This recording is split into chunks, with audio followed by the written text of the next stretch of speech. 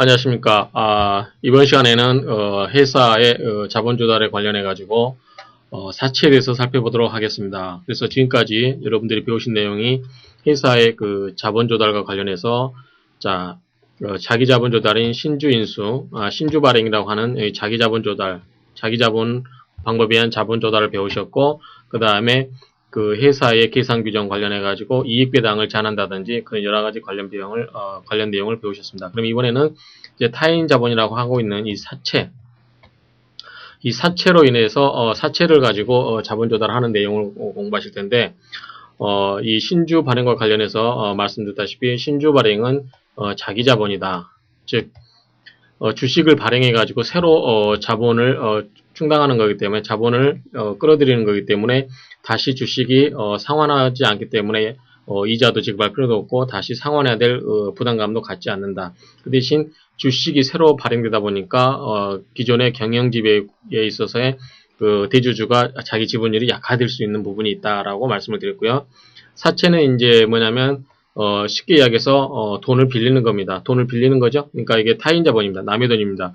언젠가는 타인에게 그 빌린 사람에게 상환을 해줘야 될 의무를 갖고 있는 거죠. 그래서 이러한 사채는 타인 자본이기 때문에 이런 상환도 해줘야 되고, 그 다음에 이자도 지급을 해줘야 되는, 그래서 재무 구조로는 굉장히 안 좋을 수 있는, 그러나 회사 경영자 입장에서는 그렇게 경영에 대해서 간섭을 받지 않을 수 있는 장점이 있기 때문에 회사의 그 상태에 따라서, 그래서 회사가 수익이 굉장히 잘 나고 빠른 시간 내에 그 사채를 다 갚을 수 있을 정도의 수익률이 된다고 하면 사채를 발행해서 경영은 안정적으로 유지하면서 자본 조달하는 방법인 이게 선호될 수 있고, 반면에 대주주의 경영 위협이 될 수 있지만 회사의 재무적으로 부담이 안 되는 자기 자본 조달 방법인 신주 발행에 의할 것인가는 회사의 경영진의 판단에 맡겨 있다. 근데 이 자기 자본 조달과 사채 타인 자본 조달이 요즘 어떻게 된다면 혼합돼 가고 있다. 그래서 사채 중에서도 사채 성질을 가지면서 주식으로 갈 수 있는 사채가 있고, 그 다음에 주식이면서도 다시 사채 성질을 갖고 있는, 근데 배당만 노리고 결의를 참가하지 못하는 그런 주식이라든가 뭐 상환 주식 이런 거에 대해서 이미 공부를 하셨습니다. 그러면 이러한 내용을 중심으로 하는데, 오늘은 이번 시간에는 이 사채 타인 자본 조달에 대해서 살펴보도록 하겠습니다. 자, 여러분들 이 그림을 보시면 아시겠지만 이 사채는 이렇게 됐습니다. 견양이라고 하는 거는 샘플이라고 하는 거고요. 발행회사는 성경이 발행한 거고, 94년도니까 굉장히 옛날이죠. 얼마냐면 금액은 1억입니다. 이런 식으로 이 발행일자, 상환일자 이렇게 나왔지 않습니까? 그래서 94년도에 발행했는데 98년도 발행인가요? 이때 상환을 해야 되는 이러한 날짜가 되어 있고요. 그 다음에 여기 보면은 이사회 결의로 한다 이렇게 되어 있죠. 이사회 결의로 하고, 그 다음에 규정에 따라서 이면에 기재한 조건, 어떻게 이제 발행 이자가 어떻고 뭐 여러 가지 그런 사항에 대해서는 뒷면에다가 하는 거고요. 그 다음에 조금 이따 배우겠지만 이제 사채의 종류 중에는 보증 사채가 있고 무보증 사채가 있습니다. 그래서 이러한 내용들을 사채를 견본을 통해서 여러분들이 보실 수 있을 것입니다. 그러면 이 사채는 이제 주식하고 똑같이 이 회사가 여러 투자자로부터 돈을 모으는 방법은 같은데, 주식으로 하는 거냐 사채로 하는 거냐인데, 이 사채라고 하는 것은 이 사람들이 나중에 상환 의무가 있다. 마찬가지로 주식이 됐든 사채가 됐든 이거는 뭐다? 여러 사람 공중으로부터의 집단적 대량적으로 기채하여, 자, 기채라고 하는 말은 일어날 기차 채무채차잖아요. 그래서 채무를 일으킨다라고 하는 겁니다. 그래서 기채하여 부담하는 채무가 된다. 이러한 사채의 특징은 공중이죠. 많은 사람으로부터 하게 되고 집단으로 하게 되고 계속성을 하게 되죠. 그래서 사채가 하루 이틀 쓰는 게 아니고 어느 정도의 지속적인 뭐 이렇게 사채 기간 동안 지속적인 계속적인 성격을 갖는 거고요. 그 다음에 정형성, 어떤 사채 금액이 얼마고 사채 발행에 관한 정형적인 그러한 것들이 정해져 있는 그러한 정형적인 특징을 가지고 있습니다. 자, 사채의 종류에는 보통 사채가 있고 특수 사채가 있는데, 자, 보통 사채는 우리가 일반적으로 생각하는 그러한 사채라고 할 수 있고, 특수 사채는 이제 그 사채면서도 다른 성질을 갖는 거. 예컨대 전환 사채는 뭐죠? 주식으로 바뀔 수 있는 사채. 신주인수 거부 사채도 주식을 새로 인수할 수 있는 권리를 가진 사채. 이익참가부 사채는 회사의 원래 사채는 이자만 받으면 되는 거잖아요. 근데 이익참가부 사채라고 하는 것은 주식 배당에도 참가할 수 있는 그러한 사채를 말할 수 있고, 교환사채라고 하는 것은 이제 나중에 배우겠지만 그 발행회사가 가지고 있는 타 주식으로 또는 그러한 것으로 교체할 수 있는 그러한 것을 교환사채, 담보사채는 담보가 설정되어 있는 사채, 이런 여러 가지의 종류의 특수사채가 있게 되겠습니다.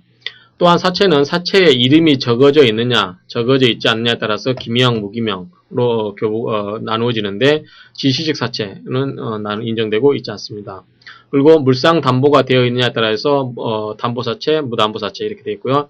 그 다음에 현물사채와 등록사채가 있는데, 이거는 무슨 개념이냐면, 여러분들이 아마 요즘 많이 논의되고 있는 게 아마 전자증권이라는 말을 많이 들어보셨을 겁니다. 그래서 이 전자증권이라는 개념인데, 자, 현물 사채라고 하는 것은 현물로, 즉 종이로 실제로 사채를 발행해가지고 그걸 가지고 전전 유통시킵니다. 그런데 등록 사채라고 하는 것은 이러한 사채 종이하고 인쇄비용 이런 게 다 들어가잖아요. 그래서 우리 신주인수권에서 이연 자산에서 이 신주 발행 비용 이런 비용도 다 이게 회사 비용이 되는 겁니다. 그래서 이걸 하지 않고, 자, 어떤 기관에 예컨대 증권예탁결정을 하다 이런 기관에다가 전자적 장부를 만듭니다. 그러니까 컴퓨터를 하는 거죠.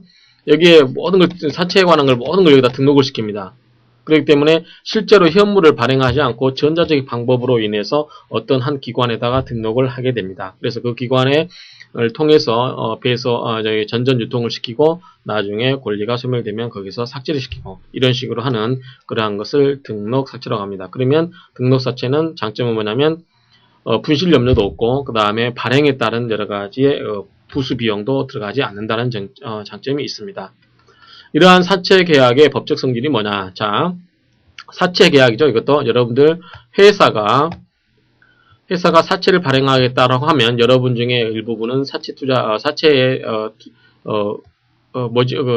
사채를 인수하겠다라고 회사와 계약을 체결하는 행위를 하지 않습니까? 이러한 사채 계약, 즉 여기서 청약을 하고, 여기서 청약을 하는 거죠. 투자자가 청약을 합니다. 내가 사채를 인수하겠다. 그럼 이 사람은 처음에 공고 내는 건 청약의 유인이라고 하겠죠. 청약의 유인. 여러분들 계약법 시간에 보면 계약은 어떻게 하죠? 승낙. 이 청약과 승낙의 합치에 의해서 계약이 성립되는데, 청약을 하도록 유도하는 것, 이것을 청약의 유인이라고 합니다. 그러면 이 회사가 사채를 모집하겠다라고 하는 것은 청약의 유인이고, 이제 여러 사람이 이제 그 중에서 구체적으로 청약을 하겠죠. 회사에 대해서 내가 얼마를 청약하겠다라고 하면 그 사람에 대해서 배정을 해주게 됩니다. 그러면 이 청약과 이 배정에 의해서 사채 계약이 성립이 되는데, 이러한 사채 계약의 법적 성질이 무엇이냐에 대해서 다수설은 채권을 사고 파고 하는 것이다. 채권 매매설, 그 밖에도 뭐 소비대차설, 소비대차에 유사한 무명계약설, 절충설 이런 게 있는데, 이 다수설은 채권 매매설이다. 이런 학설은 여러분들이 크게 신경 쓰시지 않으셔도 됩니다. 자, 사채와 주식과의 관계에서, 자, 아까 말씀드렸는데 양자가 서로 접근하고 있다고 그랬죠. 그래서 주식이 사채로 가는 게 뭐가 있느냐 보시면, 첫 번째 무결권 주식. 원래 주식은 회사의 경영에 참가하는 거죠. 주주로서. 그렇지만 의결권에 관심 없고 투자로서, 그래서 일반 보통 주주보다 더 많은 배당을 받기를 원한다든지 고정적으로 받기를 원한다든지 그러한 무결권 주식이 포함이 되고요. 그 다음에 비참가적 누적적 우선주, 이런 경우는 이제 고정적으로 이익 배당을 받는 거죠. 그 다음에 상환 주식은 나중에 주식을 상환하는 거죠. 이익으로서. 이건 이미 다 여러분들이 공부를 하셨고요. 그 다음에 사채가 주식으로 가는 것은 전환사채. 사채는 사채인데 나중에 전환사채를 뭘로 바꿀 수 있다? 주식으로 바꿀 수 있다. 이익상가부 사채는 사채인데, 사채는 그대로 살아있으면서 플러스해서 이 사채를 가지고 있음으로 인해서 나중에 주식을 새로 발행해서 달라고 청구할 수 있는 권리. 그게 뭐냐면 신주인수권부 사채다라고 하는 겁니다. 이익상가부 사채는 아까 말씀드렸다시피 회사에 이자를 받고 플러스해서 나중에 회사가 경영 성과가 좋아서 배당이 높다. 그러면 거기에 대해서 배당에도 참여할 수 있는 그러한 권리가 보장되어 있는 사채. 교환사채는 회사가 들고 있는 주식으로 바꿔주는 사채, 이런 거를 교환사채라고 합니다. 그래서 이렇게 서로 양자가 접근하고 있고, 유사점을 보게 되면 먼저 이사회 계류를 한다는 점도 같습니다. 사채나 주식이나 전부 이사회 계류해서 신주를 발행하고 사채를 발행하겠죠. 다만 주식은 어떻게 된다 그랬죠? 수권 자본주의 제도 하에서 신주 발행 예정 주식 총수의 범위 내에서 가능하다. 무슨 말이냐면 우리가 회사를 설립할 때 처음에 4분의 1 이상만 주식을 발행하면 된다고 그랬습니다. 그러면 4분의 3은 비어있다고 그랬죠. 그래서 나중에 이 4분의 3 동안 이 4분의 3에 해당되는 양을 이사의 결의에 의해서 새롭게 신주를 발행해서 할 수 있다고 했습니다. 이사의 결의로. 마찬가지로 이 사채도 무한정 발행하면 되냐. 회사 상태가 안 좋은데 갚을 변제 능력도 되지 않으면서 무조건 사채만 무한대로 발행해주게 되면 사채 투자자가 굉장히 피해를 보게 됩니다. 그래서 그걸 막기 위해서 어떻게 하냐면 회사가 현재 가지고 있는 순자산, 총 재산에서 부채를 빼겠죠. 순자산 곱하기 4배까지만 발행해준다. 예컨대 현재 회사의 자본금이 1000억이다. 근데 부채가 많아가지고 현재 재산을 계산해 보니까 순자산이 100억밖에 안 된다. 그러면 사채를 발행할 수 있는 한도는 하죠? 400억입니다. 그런 뜻입니다. 그 다음에 증권을 발행하고 주권을 발행하고 증권 발행하고 사채권 발행 똑같죠? 그 다음에 액면의 최저 법정액이 있죠? 자, 이거는 사채는 얼마죠? 10,000원입니다. 그 다음에 주식은 얼마죠? 100원입니다. 김영식인 경우는 명의계서에서 주주명부라든가 사채원부 똑같이 있고요. 그 다음에 자금 조달의 일환인데 요거 주식은 자기 자본이고 사채는 뭐다? 타인 자본이다. 라는 점만 차이가 있습니다. 여기 나오네. 차이점을 보시면 자, 주식은 자기 자본이라고 말씀을 드렸습니다. 그리고 자본이 증가하는 거죠. 그 다음에 현물 투자도 가능합니다. 근데 사채는 남의 돈이죠. 갚아야 됩니다. 언젠가는. 회사에 채무로 남아있고 자본이 증가합니까? 증가하지 않습니까? 자본이 증가하지 않습니다. 그 다음에 현물은 안 되고 금전 납입만 가능하고요. 자, 주식은 액면 미달 발행을 원칙적으로 금지한다고 그랬습니다. 그래서 예외적으로 허용하는 게 뭐라고 했죠? 할인 발행. 어떤 요건하에서 설립된 2년이 지나고 나서 법원의 인가를 받아서 주중 특별기를 거친 다음에 법원의 인가를 받죠. 이 세 가지 요건을 갖추어서만 액면 미달 발행이 예외적으로 허용이 되고 미달한 자본액을 어떻게 냈죠? 3년 동안 상각을 시켜야 된다. 나누어서 갚아야 된다라고 배웠습니다. 그래서 액면 미달 발행이 원칙적으로 금지되어 있는데 사채는 허용이 됩니다. 왜냐하면 자본하고 관계가 없기 때문에 그렇습니다. 그 다음에 전액 납입 상계. 자, 주식은 상계가 절대 허용이 되지 않는다라고 했습니다. 그래서 상계란 말 대신에 뭘 쓴다고 그랬죠? 대형 납입이란 말도 쓴다고 했습니다. 좀 이따 설명해 드릴 거고요. 사채는 분할 납입도 되고 상계도 허용이 됩니다. 왜냐하면 회사 채무이기 때문에 회사에 대해서 채권자가 다시 갖고 있는 채무를 다른 채무로 돌릴 수 있는 거죠. 그렇기 때문에 상계가 허용이 됩니다. 주식은 자본을 구성하고 상환이 안 된다라고 했습니다. 그래서 자기 주식 취득도 원칙적으로는 금지된다. 그래서 상법 341조의 5가지의 예외적인 경우에만 이 자기 주식 취득이 허용이 된다라고 말씀을 드렸습니다.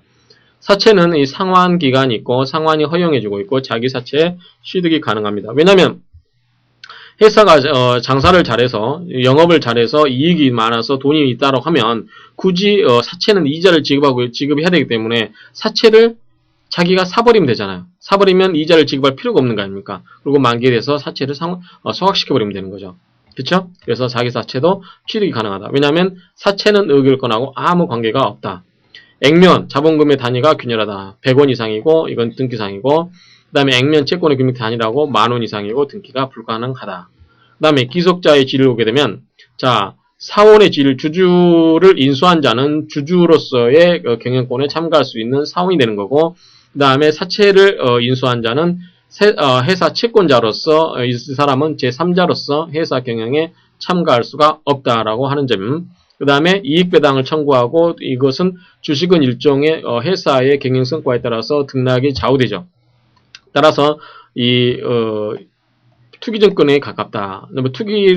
투기라고 하지 않는 사람도 있지만 어찌됐든 그래도 이 회사의 흥망성쇠에 따라서 주식이 휴지가 될 수도 있기 때문에 이것은 투기증권에 가깝지만 사채는 뭐냐면 이자를 지급받고 그 다음에 고정적으로 원금과 이자를 받는 이식증권성을 갖고 있다라고 하는 점입니다. 그래서 이거는 건전한 의미에서 투자증권이다 이렇게 분류를 하기도 합니다. 그 다음에 주식이 회사가 이렇게 영업을 하다 망했다. 그럼 회사에 이제 자본금이 1,000억짜리가 해서 순자산이 예컨대 500억이 남았다. 정산해보니까. 물론 500 정도 남았으면 망할 일 없겠죠. 근데 일단 망했다고 가정하게 되면, 자, 회사에 대해서, 이 자녀재산. 이제 회사가 망하고 나서 이 나머지 자녀재산이 있지 않습니까? 건물 다 팔고, 비품 다 팔고 나니까 500이 남았다. 그럼 이거를 누가 갖는 거죠? 제1차적으로 누가 갖냐면 사채권자가 갖습니다. 먼저 갖고 사채권자가 돈을 다 가져가고 난 다음에 나머지 있으면은 이게 이제 자녀재산인데 이 자녀재산을 누가 갖는 거죠? 이 재산을 주주들이 비율대로 가져갑니다. 그래서 사채권자는 주식 투자자에 의해서 회사에 대해서 고정적인 이자와 원금 상환권도 갖고 있고, 비록 또 만의 경우에 만에 하나 회사가 망한 경우에도 이 원금에 준하는 그러한 돈을 받을 수 있다. 만약에 이런 돈도 전혀 남아있지 않다라고 하면 사채권자는 역시 원금을 받을 수가 없겠죠. 그래서 이 사채권자한테는 뭐가 중요하다? 이 회사에 현실적으로 돈이 얼마가 들어와 있느냐. 그래서 자본의 원칙이라든가 여기에 있는 돈을 주주들한테 배당을 마음대로 못하게 하고 있기 때문에 배당 가능한 이익을 제한하고 있다. 그래서 배당도 배당 가능한 이익 범위 내에서만 배당할 수 있다라고 이미 배우셨습니다. 그래서 그러한 여러 가지 규제 장치를 둔 것은 이러한 사채권자를 보호하기 위한 조치다라고. 그래서 여러 가지 경우에 이 채권자 보호 절차를 반드시 두고 있습니다. 합병 같은 경우도 마찬가지고요. 그 다음에 여기 나오는 사채권자보다 후순위라고 말씀을 드렸고요. 그 다음에 주주의 자녀재산 분배 청구권보다 선순위로 변제를 받는다. 그 다음에 자기 주식 취득이 금지되지만 자기 사채 취득이 허용이 된다라고 말씀을 드렸습니다. 자, 그러면 이렇게 사채를 무한정 발행을 허용해 줄 것이냐라고 하는 건데, 그렇지 않고 일정한 제한을 가고 있는데, 자, 총액은 아까 말씀드린 것처럼 총 순자산의 4배를 초과하지 못하고, 새로 발행을 하면 기존에 있던 걸 다 상환시켜주고 다시 발행해야 됩니다. 그래서 어찌됐든 순자산액의 4배를 초과하지 못한다. 그 다음에 사채 모집의 제한은, 자, 회사는 전에 모집한 사채 총액이 납입이 완료된 후가 아니면 다시 사채를 모집한다. 무슨 소리냐면, 그러니까 이거하고 이거 연결되는 겁니다. 이미 회사가 이만큼 사채를 쓸 수 있을 만큼 다 발행을 했어요. 나중에 또 추가로 사채를 발행하려면 요만큼 부분을 상환을 해줘라는 소리죠. 그래야만 이 범위 내에서만 발행이 가능하기 때문에 그렇다는 건데 별 의미가 없는 얘기죠. 그 다음에 사채 금액은 한 1만원이라는 거. 그 다음에 사채 발행 방법은 이것도 이제 예컨대 주식 발행과 관련해가지고 설명을 드렸는데 같은 개념입니다. 직접 발행은 회사가 직접 발행하는 거죠. 그쵸? 그 다음에 간접 발행은 회사가 발행하지 않고 회사가 시킵니다. 그래서 여기는 위탁 모집이 있죠. 그래서 회사가 있고 다른 이걸 영업을 하는 회사가 이거를 중개자가 개입을 시켜서 해주는 거. 그 다음에 인수 모집이라고 하는 것은 수탁회사가, 자, 여기는 위탁회사죠. 원래 회사는 위탁회사고 이건 수탁회사죠. 수탁회사가 모집 후 잔액을 인수한다. 자, 이때는 위탁 모집은 사채를 모집하는데, 이제 근데 이때 사채를 1000억을 모집하려고 하는데 이 수탁회사가 모집하려고 하다 보니까 여기에 실제로 응한 사람이 500억밖에 안 됐다. 그럼 500억은 모집이 안 된 거죠. 그러면 그냥 글로 끝나는 거죠. 그렇지만 인수 모집은 뭐냐면 500억을 모집을 하고 만약에 500억이 부족한다. 그러면 500억 누가 인수하냐? 이 수탁회사가 인수하는 조건으로 하는 거. 이것이 인수 모집이다라고 생각하시면 됩니다. 그 다음에 사채 총액의 인수인데, 이제 특정 회사가 아예 처음부터 이렇게 인수를 하지 않고, 이 특정 회사가 이렇게 어떤 회사가 총액 1000억을 다 인수를 해버립니다. 그리고 자기가 알아서 이것을 제3자들한테 파는 거죠. 이것을 총액 인수라고 합니다. 매출 발행. 자, 사채 총액을 확정하지 않고 일정 기간 중 사채권을 대중에게 매출하는 것이다. 그냥 이러한 제한 없이 하는 거. 자, 발행 절차를 보면 첫 번째 이사의 결의. 자, 누누이 말씀드렸습니다. 신주나 사채나 전부 원칙적으로 이사의 결의해야 한다. 그 다음에 사채를 인수를 해야 되겠죠? 투자자들이 그 다음에 이제 돈을 납입을 하고 그러면 됩니다. 그래서 이것은 분할 납입도 가능하고 상계도 가능하다. 자, 그러면 이사회가 어떤 사항을 가지고 결정을 하느냐? 자, 사채를 총액을 얼마를 발행할 것인지, 각 사채 금액은 얼마로 하고, 이율은 얼마로 하고, 발행가액은 얼마고, 사용한 방법. 자, 만약에 전환사채를 발행한 경우에, 전환사채가 아니라 일반 사채를 발행한 경우에 어떻게 상환을 시켜줄 것인지, 또 전환사채를 발행하게 되면 나중에 배우겠지만 전환을 어떤 조건으로 주식으로 전환할 것인지, 그러한 내용, 그 다음에 기한, 이런 여러 가지, 그러니까 우리가 은행에서 돈을 빌리면 뭐 언제 갚고 원금은 어떻게 원금이랑 이자는 어떻게 갚아 나갈 것이며 그 여러 가지 조건을 정하지 않습니까? 마찬가지로 여기 이러한 사항들을 사채를 발행하면서 이사회가 결정을 한다. 사채 계약은 아까 말씀드렸다시피 청약을 합니다. 이제 사채 청약서주의라고 하는 걸, 방식에 의해서 이 사채 청약서에 의해서만 청약을 합니다. 아까 말씀드렸던 총액 인수와 사채 모집에 수탁회사가 인수하는 일부에 대해서는 사채 청약서에 할 필요가 없다. 그렇죠? 사채 청약서는 왜 하냐면 사채를 모집에 응하는 사람들을 보호하기 위해서 사채 청약서에 사채에 관한 내용들이 자세하게 기재가 됩니다. 여기서 방금 이런 말씀드렸던 이런 내용들을 자세하게 규정을 해놓고 있기 때문에 기재를 해놓고 있기 때문에 청약자가 이러한 내용을 확인하고 그래서 안전하게 하라. 그래서 일정한 형식을 정해놓고 그 방식에 의해서만 사채를 청약하도록 하라고 하는 건데 이러한 개인이 아니라 개미들이 아니라 여기처럼 총액 인수는 아까 어떻다 그랬죠? 수탁회사가 전액을 다 인수를 해버린 겁니다. 그리고 자기가 알아서 이것을 제3자한테 즉 투자자한테 파는 거죠. 그래서 이 사람은 기업이죠. 회사이기 때문에 이 사람 개개인의 개미가 아니기 때문에 개미들이 갖고 있는 개인이 갖고 있는 그러한 지식보다는 훨씬 많은 지식을 갖고 있기 때문에 이런 사람을 보호하지 않아도 된다. 그래서 이런 사람은 어떻게 된다? 청약서에 굳이 하지 않아도 된다라는 뜻입니다. 그다지 어려운 내용은 아니고요. 그러면 이제 청약이 이루어지면 배정을 하게 되겠죠. 그래서 배정을 하게 됨으로써 이 사채 계약이 성립이 되는데, 자, 자유배정이란 말이 중요합니다. 무슨 소린가 하니, 어떤 사람이 회사가 이 청약서에 해갖고 사채를 모집한다고 공고를 했는데, 이 A부터 Z까지 전부 쭉 모집을, 청약을 했습니다. 나는 A는 100주, 아니, 100주가 아니죠. 주식이 아니니까, 100만원어치 이렇게 쭉 청약을 했는데, 이럴 때 회사가 이 사람들에서 전부 똑같이 비율적으로 해야 되냐? 그건 아닙니다. 이 사람은 회사가 알아서 A, B, C 세 사람한테만 몽땅 줄 수도 있는 겁니다. 그러면 D, E, F 이런 사람들은 어떻게 되죠? 억울하다고 해도 어쩔 수 없는 거죠. 그건 회사의 마음이다. 그래서 배정에 있어서는 회사가 자유스럽게 할 수 있다. 주식은 그럴 수 있습니까? 안 그렇습니까? 그럴 수가 없습니다. 그 다음에 이제 납입은 사채 모집이 완료하면 지체 없이 납입을 돈을 내야 되는 거고요. 그 다음에 이 사채는 등기를 할 필요가 없다. 다만 주식으로 바뀔 수 있는 것, 전환사채라든가 신주 인수권부 사채, 이익창가부 사채 이런 것은 나중에 그 주주들에게 영향을 미칠 수 있는 거죠. 그래서 이런 거는 주주라든가 제3자가 알 수 있도록 등기를 요하고 있다라고 이해를 하시면 됩니다. 이제 수탁자의주의인데 사채를 모집하게 되면 자 회사가 위탁회사라고 하는 것은 원래 회사죠. 원래 이제 사채를 발행한 회사. 자 수탁회사가 이 사람으로부터 권한을 위임받아서 사채를 발행합니다. 그러면 이제 사채권자들에게 다 있는데 이 사람들이 총 모인 거 이거를 뭐라고 하냐면 사채권자 지표라고 합니다. 이 사람들이 모여서 결정을 하는 거죠. 이런 여러 사채권자들이 모여서. 그랬을 때 수탁회사의 주인은 사채 상환 청구권, 사채권자 지표 소지권. 자, 이게 무슨 말이냐면 수탁회사가 이 위탁회사로부터 이런 여러 가지 권한을 위임받아서 사채를 발행했을 경우는 이 사람들을 대행해서 대신해서 자 위탁회사한테 이자 내놔라, 돈 내놔라 해서 받아서 분배해주고 그 다음에 뭐 문제가 있을 때 이 사람이 수탁회사가 이 사채권자를 전부 모집을 시킵니다. 모집을 시켜서 어떤 일정한 사항에 대해서 결정을 합니다. 그래서 그 결정된 사항을 다시 위탁회사에 대해서 이야기를 하고 그래서 수탁회사 만약에 이 수탁회사가 없다고 하면 위탁회사하고 사채권자하고 개별적으로 전부 접촉을 해야 됩니다. 그러면은 번잡하겠죠. 그 다음에 위탁회사는 될 수 있으면 이 사람들을 안 만나려고 할 겁니다.